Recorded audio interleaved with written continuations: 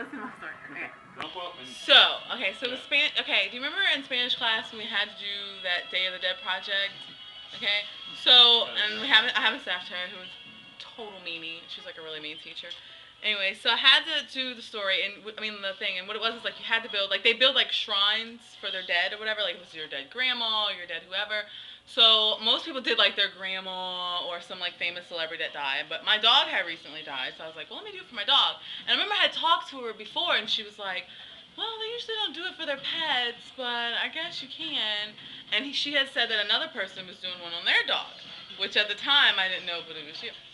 So anyway, so I was like, okay, I'm gonna do it for my dog. So, and I was doing the shrine, and one of my friends was doing a shrine. Hers was all fancy with flowers and stuff.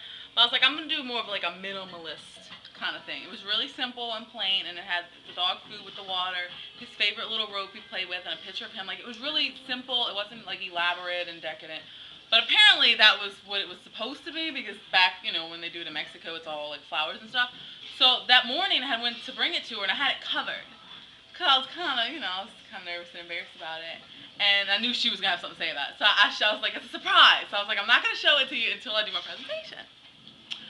So, which is probably an accident. That was probably a bad idea. So anyway, so everybody did theirs, and I got to do mine. And most of them were like real sad and melancholy, because it was about their grandmas dying. So it really wasn't a lively bunch. So I went up there to do mine, and I had the thing. And when I first went up there, I went and I was like, cha-ching! And that was like his first, because everybody's seen everybody's before it went up there. So I had just like ripped it off, and there it was. Oh shit! And everybody had went, like I said, theirs were all like these giant double deckers with paper mache flowers and everything, and mine was just like, blah.